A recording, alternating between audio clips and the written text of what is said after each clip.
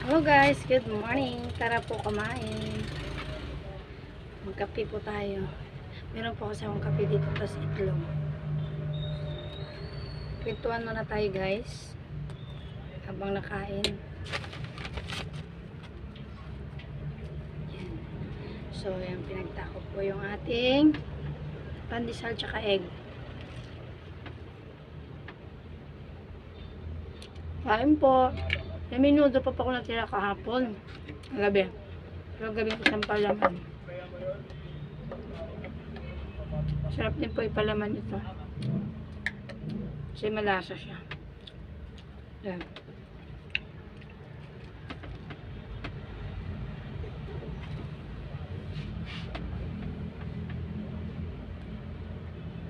At syempre, mayroon tayong coffee stick with milk.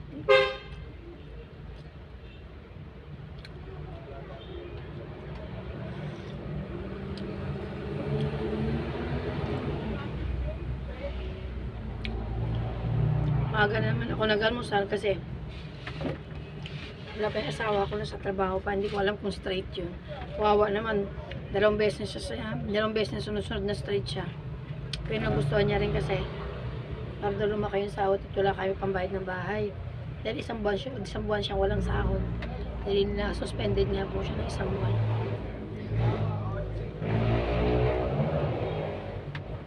Wawa nga. May pinabawnak siya kapon ng pagkain. Niluto. Pero mamaya baka mag-adobo ko para may baon siya muna. Hirap.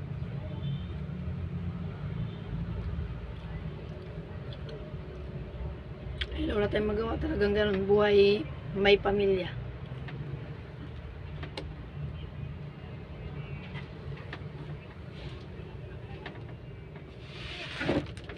Sa mga sumusuporta pala sa akin mga guys, mga lalabs ko, maraming salamat talaga kasi laking tulong talaga at gumaganda po yung aking ngayon, takbo ng aking views. Pero yung dashboard ko wala na naman, bumagsak na naman ang kulay.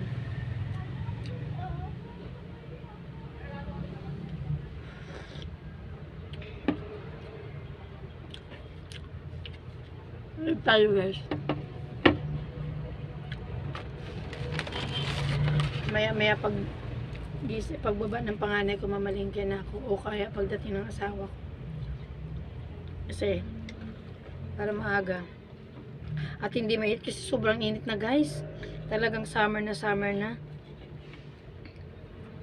Napakainit na siya.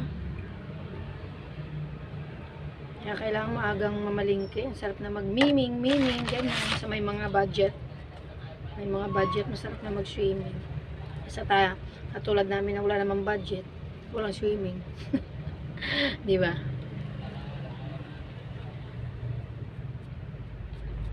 Sarap.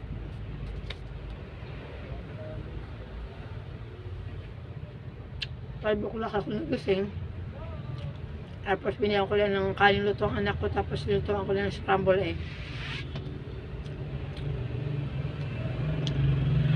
Pinang inalmusal niya.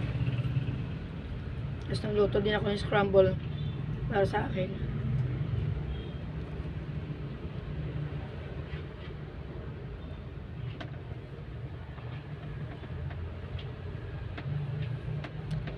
Shoutout nga pala doon sa mga sumusuporta sa akin. Maraming salamat po sa inyo sa patuloy na suporta sa akin. Sana tuloy-tuloy lang po at madagdagan pa po yun. Maraming salamat po sa lahat-lahat.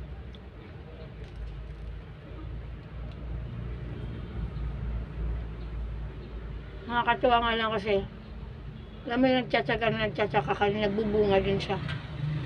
Ayun ang pinapasalamat ko talaga sa Panginoon na ayan, makatulong po ako sa magulang ko, sa mama ko. Kasi yun nga, isang araw, diba nagkwento ko kahapon sa inyo na nag-chat siya na hihingi ng pang ano, nangingi ng pang maintenance niya. Kaya lang, wala pang trabaho ng asawa ko, papasok lang, di ba? So, wala akong may bibigay. Yung kita naman ng tindahan, ang liit lang po ng kita. Everyday, siguro maka 1,000 ko. Ibibili ko pa ng sigarilyo yun, guys. Tapos yung matitira, itatabi ko para pambayad sa pang-araw-araw. Sa inuhulugan ko, kasi inuutang ko lang din ano, kaya parang wala din tira. Siyempre, yung ulam pa namin, yung bigas namin.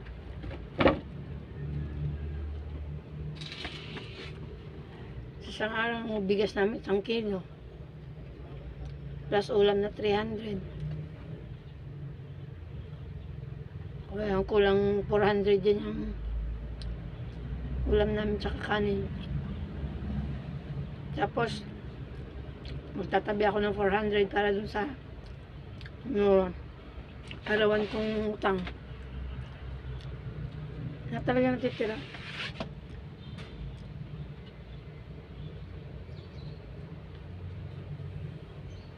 Kaya sabi ko, pag kumita ako dito sa Facebook, hindi na talaga ako mangungutang kasi nakakaipon nga ako ng pambayad ko araw-araw eh. Ibig sabihin, makakaipon din ako ng benta. Wala lang kasi talaga ano, wala lang talaga kasi puhunan na hindi kailangan utang. Kasi kung meron lang talaga at kompleto lahat, malakas ng tindahan ko, guys. Kaya lang walang puhunan eh. So wala tayong magagawa.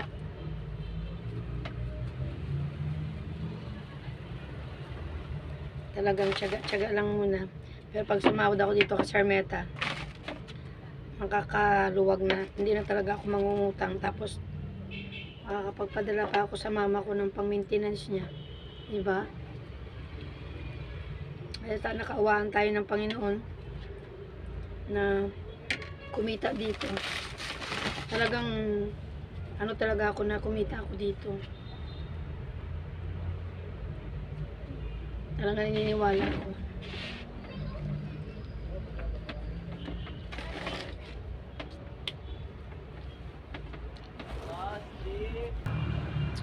Kaya pag kumita talaga ako dito, sure ball talaga yan. Family first.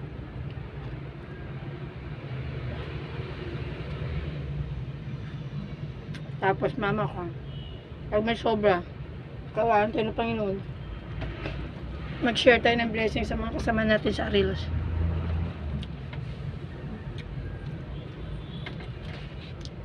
Kaya mga nagsusuporta, hindi ko talaga kakalimutan yung kasi sila yung tumulong sa akin. Kayo. So yun lang guys. Thanks for watching. Good morning, good morning. Bye.